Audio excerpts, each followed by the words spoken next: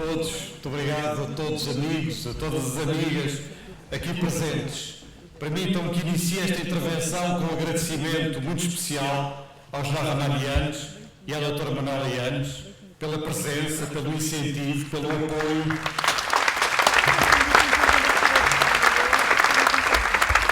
Pela inspiração que representam para mim. Quero deixar também uma palavra de grande reconhecimento ao Dr. Mário Soares e lembrar, com uma saudade imensa, a doutora Maria de Jesus Barroso. Ao Dr. Jorge Sampaio, os meus agradecimentos pelas palavras que me dirigiu, pelos conselhos, pela atenção sempre presente, pela amizade. São exemplos maiores de Portugal e da liberdade.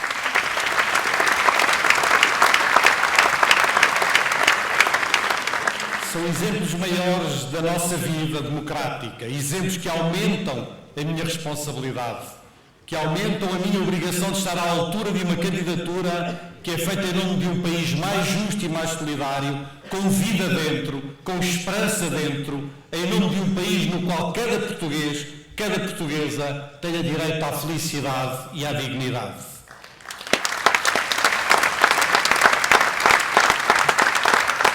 Agradeço os testemunhos do João Marecos, da Fernanda Rodrigues, do Miguel Alves. Agradeço a participação de todos os que aceitaram integrar a Comissão de Candidatura, uma comissão aberta que irá juntando novos membros à medida que a campanha se for desenvolvendo. Peço-vos a todos que sejam promotores, dinamizadores desta candidatura, que reforcem as redes locais e temáticas, que discutam a Carta de Princípios, que angariem donativos, que organizem as atividades que vos pareçam mais adequadas para tornar esta campanha um exercício exemplar de cidadania.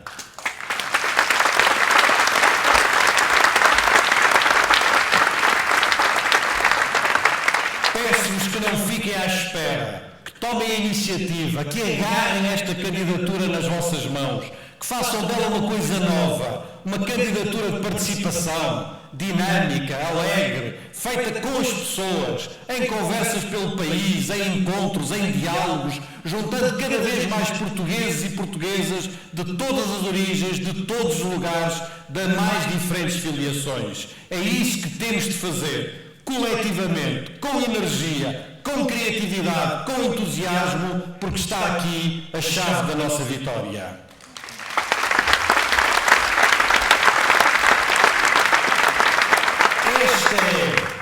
Esta é uma candidatura que não se esconde, que não se enreda em calculismos e oportunismos, que não desvaloriza as presidenciais, transformando-as numa mera segunda volta das presidenciais, que não usa as presidenciais para disputas partidárias. Esta é uma candidatura que tem a marca da liberdade e da independência, que procura dar voz às pessoas. Porque eu não quero falar pelos portugueses, quero sim ser o presidente que dá voz, que dá visibilidade ao que ainda não se vê, que cria as condições para um novo espaço público, democrático, de participação e de decisão. Disse no Trindade em abril, repeti no Rivoli em maio, insisto agora uma vez mais, para que não haja dúvidas. Esta candidatura é independente na sua raiz, na sua organização e na sua dinâmica. É feita de baixo para cima.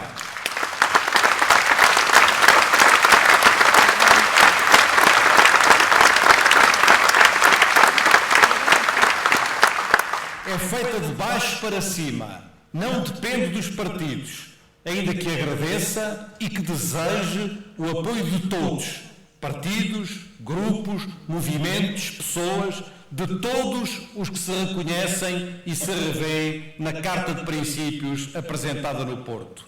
É este o meu ponto de partida. Um ponto de partida que me ajuda a preservar a isenção e a independência do Presidente da República, que assegura a possibilidade de, no futuro, dialogar em pé de igualdade com todos os partidos. É esta a minha matriz, uma matriz a que não renunciarei, porque é aqui que bate o meu coração, é aqui que bate o coração desta candidatura.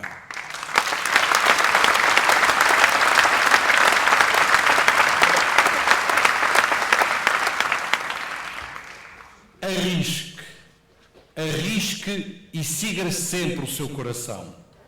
Disse-me o Presidente da Câmara Municipal de Paredes de Coura, num dos muitos encontros que tenho tido no país inteiro, do norte ao sul, do interior ao litoral. Tem sido um tempo extraordinário da minha vida, no qual tenho conhecido a generosidade dos portugueses, do seu acolhimento, das suas palavras, com tantas pessoas que, no meio de enormes dificuldades, não desistem do país, não desistem de acreditar. É este o meu país. É este o país que quer ajudar a levantar, no respeito pela Constituição e pelos seus valores, uma Constituição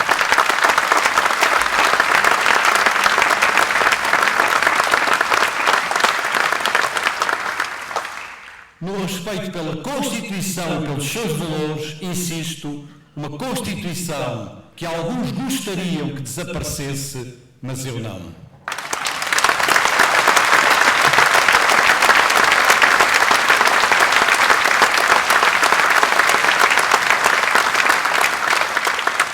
Permitam-me que registre duas impressões maiores, mais nítidas, das minhas voltas a Portugal. A primeira é dura. É a devastação social e económica do nosso país. A pobreza extrema de tantos portugueses, o desemprego, o desespero que vemos nos olhos de muitos, o drama da imigração forçada. Como se dizia aqui na introdução, já não podemos dizer apenas meias palavras. Como se tudo isto fosse normal, ou natural, ou aceitável. Como se tudo isto fosse fatalidade ou destino. Não é. Vivemos um momento excepcional, dramaticamente excepcional das nossas vidas. Não podemos pactuar com esta mornidão, com uma tibieza que tudo justifica e que, pasme-se, até tem o despudor de dizer que estamos melhor. Não estamos.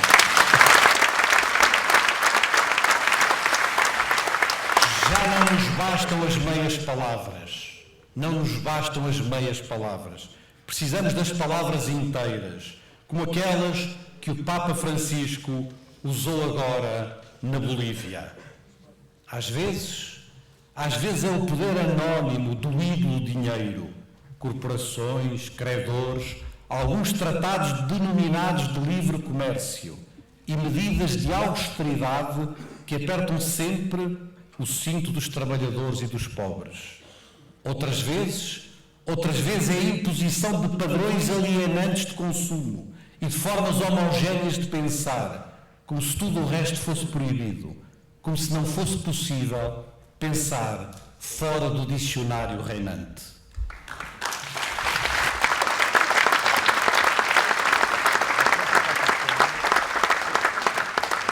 A política, já aqui foi recordado, não pode ser sacrificada no altar do dinheiro.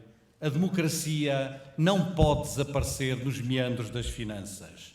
A expressão tem de ser assim, quer queiramos, quer não, é a própria negação da liberdade.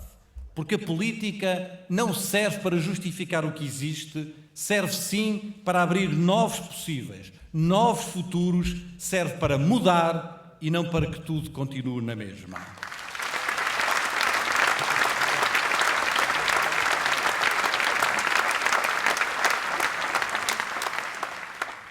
A segunda impressão das minhas visitas pelo país é que os portugueses se sentem abandonados, como se os governantes, os nossos governantes, a começar pelo Presidente da República, tivessem desistido deles, tivessem desistido de os proteger.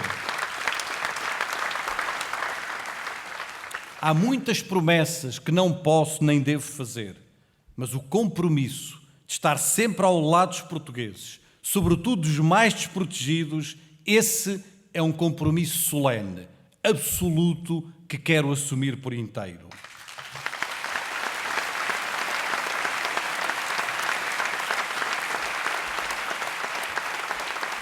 Como Presidente da República, estarei sempre em todos os combates pela igualdade e pela justiça social, pela dignidade da vida humana. Serei um Presidente presente, um Presidente que não se afasta, que não se isola, um presidente que faz do cuidar a sua magistratura. Os portugueses precisam de um presidente da República que defenda sempre o interesse nacional, que reconstrua o nosso orgulho no país, um novo patriotismo democrático, moderno, um presidente que esteja à altura dos tempos difíceis que nos aguardam, que tenha nervos de aço, que saiba agir com independência, que saiba agir com um sentido agudo do bem comum. Só assim se poderá reconstituir o prestígio da função presidencial, dar uma vida nova à presidência, transformar Belém num lugar de todos os portugueses, num lugar que todos os portugueses sintam como seu. Minhas amigas e meus amigos, neste momento de crise que vivemos, importa fazer a pergunta: como é que um Presidente da República pode responder aos novos desafios sociais e políticos, às dificuldades dos tempos que vivemos e daqueles que ainda aí vêm? Uma parte da resposta a esta pergunta encontra-se já na matriz da minha candidatura. Se em 1986 se verificou a transição de um presidente militar para presidentes civis, durante 2016 poderemos assistir à transição de presidentes oriundos da vida partidária para um presidente que vem da sociedade civil não partidária.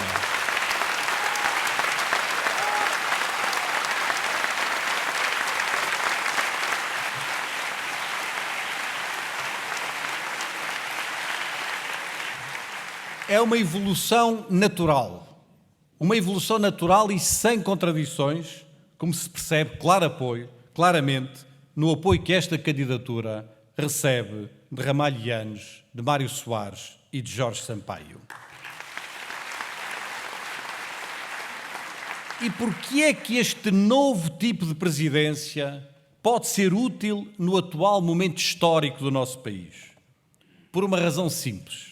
Porque, não tendo origem na vida partidária, posso dispor de maior liberdade para dialogar com todas as forças sociais e políticas e para com elas celebrar compromissos de futuro para Portugal. O Presidente não legisla nem governa e, por isso mesmo, deve comprometer-se a construir com os portugueses e com os seus representantes um contrato pelo futuro da República. Um contrato que pense o país no longo prazo, mas sem deixar de definir linhas para uma ação imediata.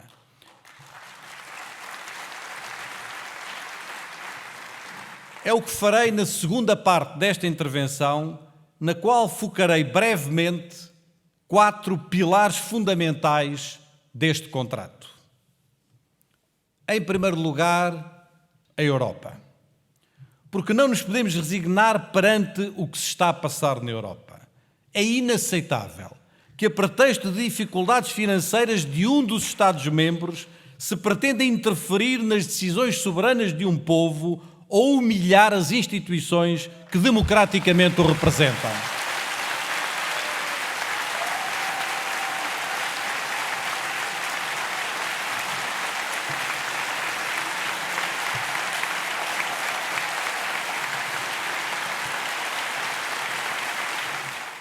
A União está a afastar-se perigosamente dos valores que deram corpo ao processo de integração europeia, valores que impõem a coesão económica, social e territorial, que impõem a solidariedade entre os Estados-membros, o respeito pela igualdade entre os países.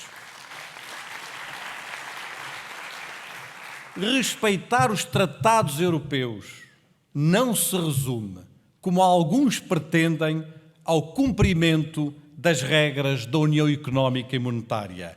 É muito mais do que isso. É cumprir todas as normas que os constituem, garantindo que o processo de integração não degenera no exercício do poder de uns Estados sobre outros.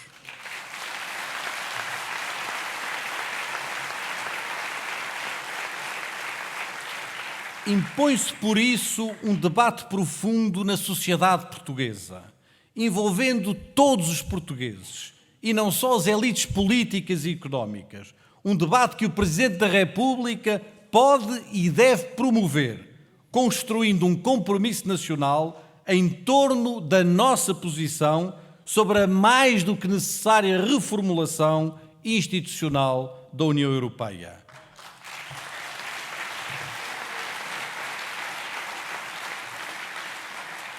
Uma coisa é certa, não podemos assistir em silêncio a este regresso aos tempos de cólera, como se todos fôssemos rivais e até inimigos. Somos europeus, sim, mas não desta Europa que da casa comum se transformou em campo de batalha.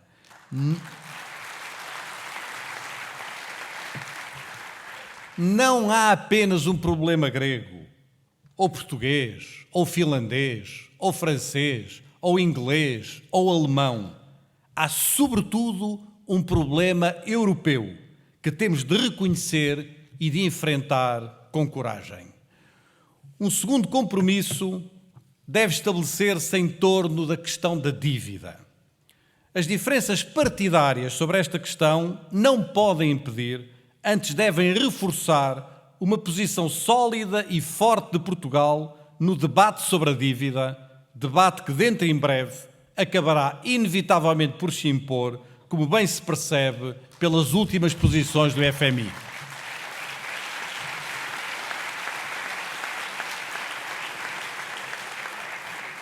Todas as forças políticas devem participar neste debate, num horizonte de longo prazo, encontrando soluções realistas e viáveis para um problema que não é nem meramente conjuntural, nem unicamente nacional.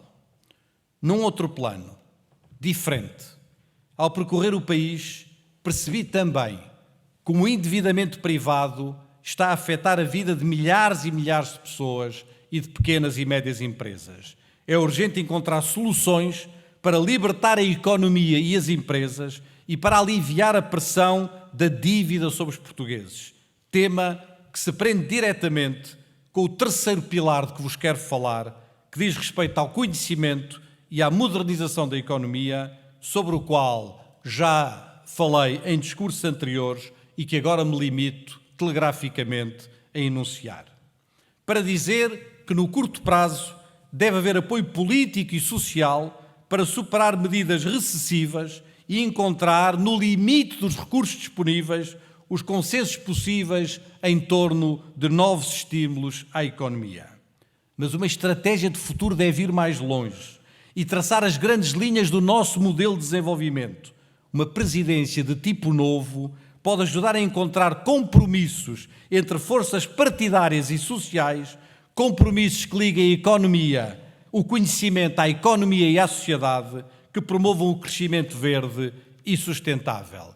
É preciso criar inovação nos setores tradicionais e nas novas fileiras económicas, essencial tanto para o desenvolvimento interno do país como para o aumento das exportações. Assente no diálogo social, um trabalho constante com as universidades, as autarquias, as empresas, o terceiro setor, pode ir incorporando ciência e tecnologia no tecido económico, criando as condições para qualificar o trabalho, para pôr fim ao desperdício dos nossos jovens mais bem preparados e mais dinâmicos. Sem isto, meus amigos e minhas amigas, não há futuro para Portugal.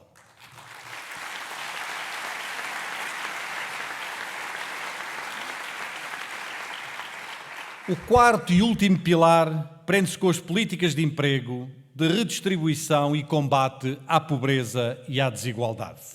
É objetivo central desta candidatura que a dignidade do trabalho seja respeitada e que a solidariedade seja um objetivo constante da nossa ação, com coesão social e territorial, com respeito pelas autonomias regionais, com coesão nacional. Um Presidente da República não pode ficar em silêncio perante tantas situações dramáticas de pobreza e de desemprego.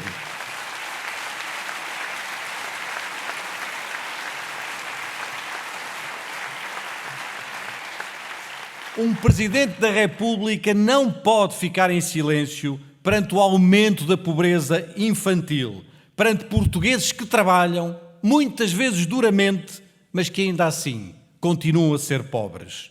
Não deixarei de denunciar estas situações, mas como Presidente tenho a obrigação de fazer mais. Tenho a obrigação de ajudar a construir, sem me substituir ao Parlamento nem ao Governo, de ajudar a construir compromissos nacionais em torno do combate às desigualdades, ao desemprego, à desertificação e ao despovoamento das zonas rurais.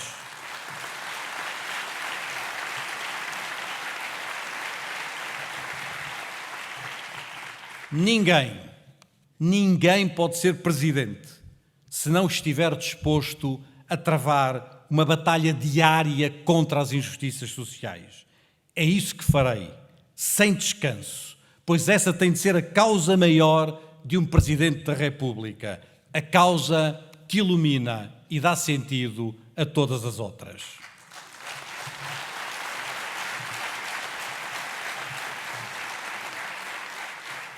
Minhas amigas e meus amigos, é tempo de concluir.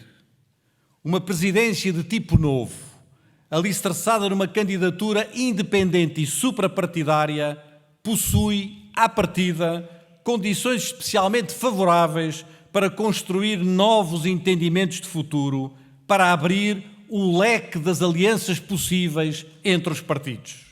Uma presidência de tipo novo pode trazer mais pessoas para dentro da política, pode inscrever novas presenças nos partidos e para além deles. Uma democracia da escuta, da participação, da cidadania da palavra, uma democracia do século XXI, da liberdade, dos valores republicanos da igualdade, do respeito pelo bem público, uma democracia que constrói o comum, que se constrói em torno daquilo que nos é comum. Uma presidência de tipo novo, sem amarras, que exija um combate mais duro à corrupção, não permitindo nunca que o Estado seja capturado por interesses privados.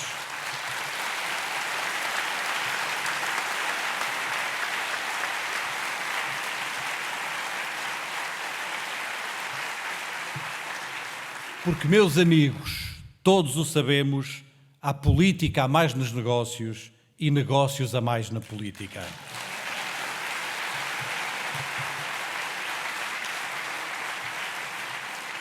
Insisto no que vos disse no princípio. Vivemos um momento excepcional, dramaticamente excepcional das nossas vidas, em Portugal, na Europa, no mundo. Queremos que tudo continue na mesma? Seria fácil. Bastaria votar nos mesmos de sempre, com mais vírgula ou menos vírgula.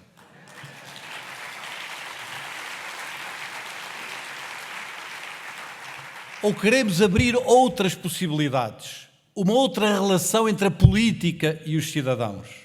Neste caso, uma presidência de tipo novo pode ser o lugar da mudança, pode ser o início de um caminho de esperança e de futuro para Portugal. Há muitos que nos dizem, que nos recordam diariamente que não somos nada, que nada valemos, que nada podemos, que Portugal não pode nada, que um Presidente da República nada pode, que ninguém pode nada. Devemos dizer-lhes: acordai.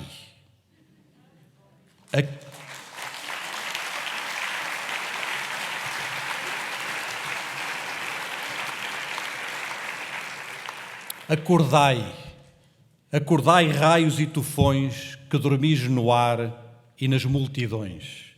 Vinde incendiar de astros e canções as pedras do mar, o mundo e os corações. É isto que vos peço que façam durante esta campanha. É isto que peço a todos que façam pelo país inteiro. Acordar. E acordar quer dizer acreditar. Trazer toda a vossa força para dentro desta campanha. Toda a vossa energia, as vossas ideias, as vossas sugestões, as vossas iniciativas, toda a luz das vossas convicções, dos vossos corações.